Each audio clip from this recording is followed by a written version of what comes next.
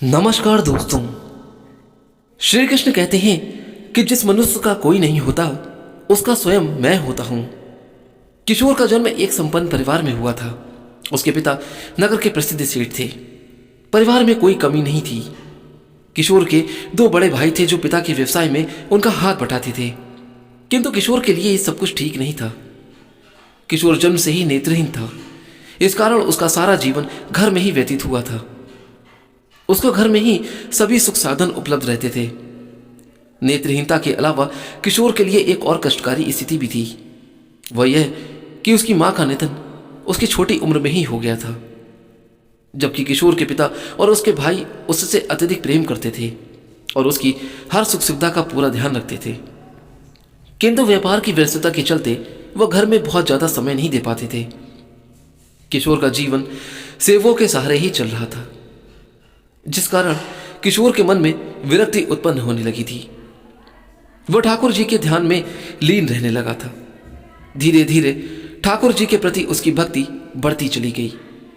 अब उसका सारा समय ठाकुर जी के ध्यान और भजन कीर्तन में ही व्यतीत होने लगा था।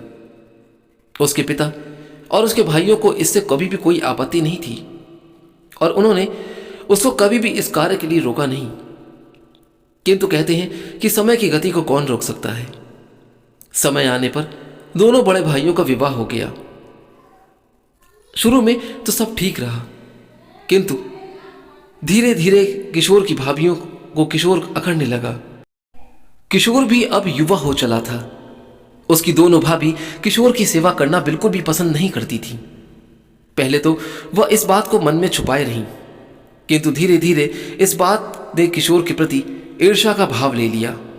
अपनी भाभियों की इन भावनाओं से अनजान किशोर उनमें अपनी मां का स्वरूप देखता था और सोचता था कि उसकी मां की कमी अब पूरी हो गई है। धीरे धीरे ईर्ष्या विकराल रूप धारण करती जा रही थी। कुछ दिनों बाद किशोर के पिता का भी देहांत हो गया और अब किशोर पूरी तरीके से अपने भाइयों और भाभियों पर ही निर्भर हो गया था। उसके भाइयों का प्रेम अब भी उसके प्रति वैसा ही बना रहा, किंतु कहते हैं कि त्रिया चरित्र के आगे किसी की भी नहीं चलती। अवसर देख किशोर की भाभियों ने अपने पतियों को किशोर के विरुद्ध धीरे धीरे करके भड़काना शुरू कर दिया था। जैसे जैसे समय बीतता गया उनका षड्यंत्र भी बढ़ता चला गया और अंततः वह दिन भी आ गया जबकि किशोर के भाई की पूरी रूप से किशोर के विरुद्ध हो गए। अब उनको भी किशोर अखड़ने लगा था। इन सब बातों से अनुभव सहज सरल हृदय किशोर अब भी ठाकुर जी की भक्ति में ही लीन रहता था। वह अपने भाइयों और भाभियों के प्रति मन में किसी प्रकार की शंका नहीं रखता था। लेकिन ऐसा कब तक चलता रहा। आखिर एक दिन भाभियों को पत्नियों ने अपने पतियों को समझाया कि इस नेत्रहीन के मुंह में क्यों फंसे हो, इससे मुक्ति प्राप्त करो, अन्यथा एक दिन तुमको अपनी संपत्ति इसके साथ ही बांटनी पड़ेगी। इस संपत्ति पर इसका अधिकार हुई क्या है, इसने जीवन भर किया ही क्या है, ये जो भी कुछ है वह सब तुम्हारे परिश्रम का ही परिणाम है, फिर संपत्ति इसको क्यों दी जाए। भाइयों के मन में ऐसा विचार कर मन में कपट आ गया और एक दिन सब मिलकर किशोर से कहा कि अब हम तुम्हारा बोझ और अधिक नहीं उठा सकते, इसलिए हम तुम्हारा रहने खाने का प्रबंध कहीं और कर रहे हैं। अब तुम वहीं जाकर रहो। तुमको समय पर खाना, कपड़े और अन्य सामग्री आवश्यक मिलती रहेगी। तुमको किसी भी प्रकार का कोई कष्ट नहीं होने देंगे। अपने भाइयों के मुख से अनायास ही इस प्रकार की बात सुन किशोर आभाग रह गया। वह नहीं समझ सका कि वह क्या बोले। उसकी आंखों के झरझर आंसू बह निकले, किंतु वह कुछ भी बोल पाने की स्थिति में नहीं रहा। अंत में स्वयं की संयंत्रण करते हुए वो बोला कि भाई, आपने मेरे लिए जो भी निर्णय लिया है वह निश्चित रूप से मेरे लिए अच्छे ही होगा, किंतु बस इतना बता दो कि मेरा अपराध क्या है। बस यही कि मैं नेत्रहीन हूं, किंतु इसमें मेरा दोष क्या है, ये तो प्रभु की इच्छा है। और भाई, अब तक आपने मुझको इतना प्रेम किया, फिर अचानक ये क्या हो गया है। भाइयों के पास कोई भी उत्तर नहीं था। वह उसको छोड़कर चले गए। अब किशोर पूरी रूप से अनाथ हो चुका था, लेकिन ऐसा नहीं था जिसका कोई नहीं होता उसका भगवान होते हैं। और फिर किशोर तो ठाकुर जी का दीवाना था, फिर वह भला कैसे अनाथ हो सकता था। दुखी मन किशोर ठाकुर जी के ध्यान में खो गया।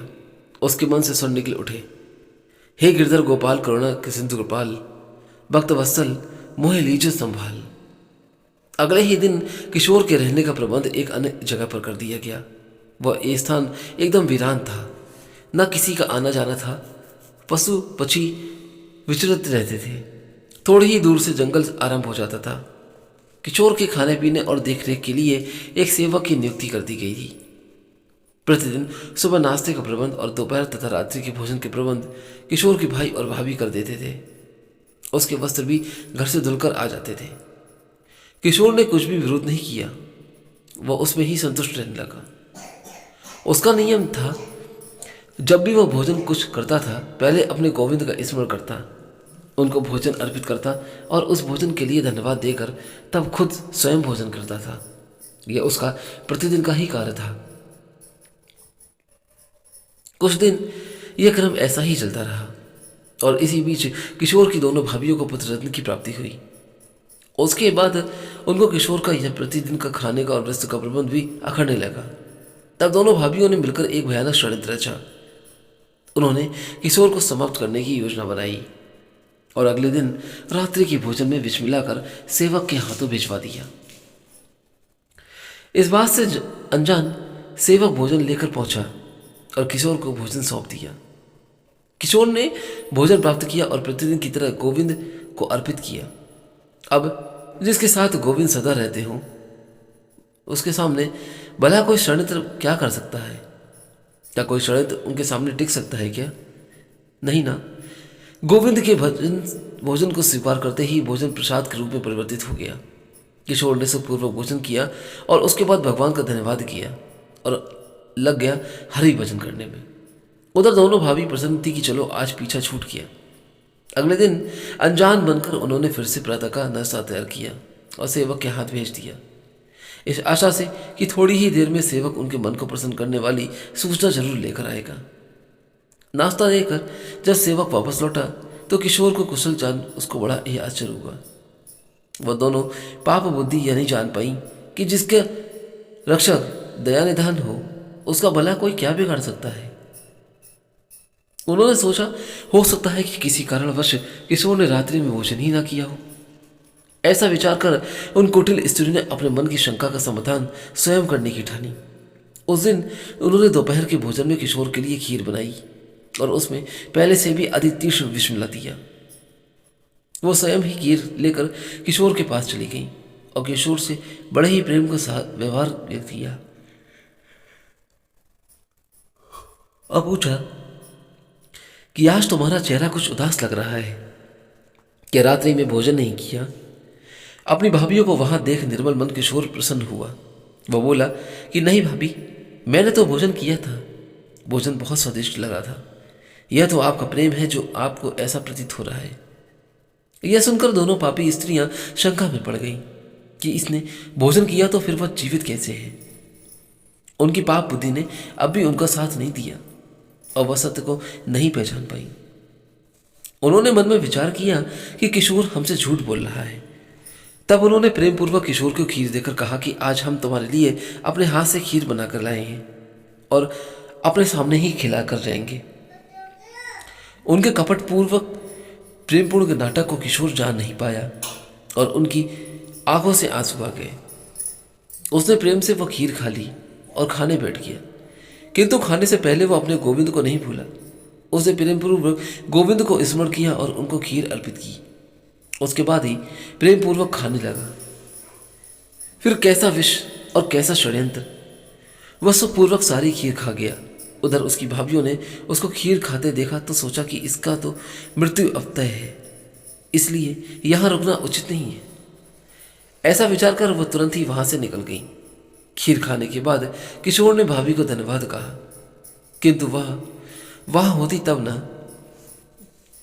किशोर को बहुत बड़ा आश्चर्य हुआ कि अनायास ही वह दोनों कहाँ चली गईं। जब कोई भी उत्तर नहीं मिला तो उसने भगवान का पुनः स्मरण किया और हरि भजन में लीन हो गया। उधर दोनों भाभी प्रसन्न मन से अपने घर पहुंची तो देखा कि घर में कोहराम मचा था। देखा तो पता चला कि उन दोनों के पुत्रों ने कोई विषैला पदार्थ खा लिया जिससे उनकी मृत्यु हो गई। यह देख दोनों को काटो तो खून नहीं की स्थिति में पहुंच गई।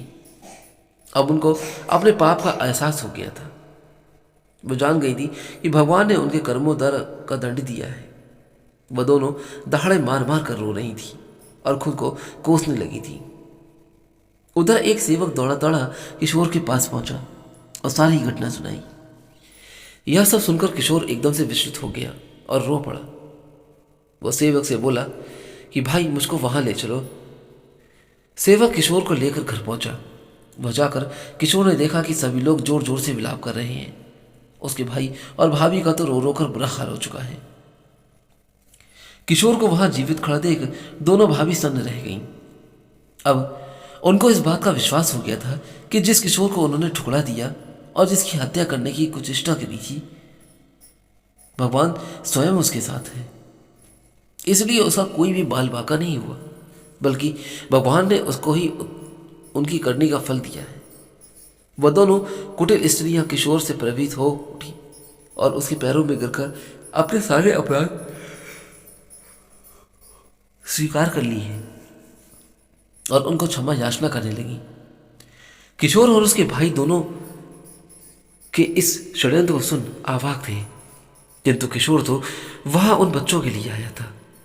किशोर ने सेवक से कहा कि मुझको बच्चों तक पहुंचा दो। सेवक ने ऐसा ही किया। बच्चों के पास जाकर किशोर ने श्री गोविंद को स्मरण किया और प्रार्थना करी कि हे गोविंद, आज मेरी लाज आपके हाथ में है। इन दोनों मासूमों को जीवन दान दे दो या फिर मेरा भी जीवन ले लो। ऐसी प्रार्थना कर किशोर ने दोनों बच्चों के सर पर हाथ रखा। ठाकुर जी की लीला तो देखिए, अपने भक्त की पुकार कैसे नहीं सुनते, उन्हें अनसुना नहीं करते। पल भर में ही दोनों बच्चे जीवित हो उठे। यह देख किशोर के भाई और भाभी को बहुत लज्जा आई और उन्होंने किशोर से अपने कर्मों के लिए क्षमा मांगी और कहा कि अब उसको कहीं जाने की आवश्यकता नहीं है। अब वो यहीं रहेगा पहले की तरह। किंतु किशोर का सर्वत्र तो अब उसके गोविंद थे। उसको इन सब बातों से भला क्या लेना देना था। वह सेवा के साथ वापस लौट गया। किशोर के भाई और भाभी बहुत लज्जित हुए जा रहे थे। सारा समाज उनको बुरा बुरा कह रहा था। सबने यही कहा कि अंत में वही भाई काम आया जिसको उन्होंने निर्दयता से ठुकरा दिया था। उन सभी को सारी बातें नींद नहीं आई और सारी बातें याद आ रही थी। अगले दिन सभी ने मिलकर किशोर को वापस लाने का निर्णय किया। सब लोग मिलकर किशोर के पास गए, किंतु किशोर तो पहले ही सब कुछ भाप चुका था। वह लोग जब किशोर के निवास पर पहुंचे तो किशोर वहां नहीं था। वह वहां से जा चुका था। भाई भाभी को बहुत पछतावा हुआ।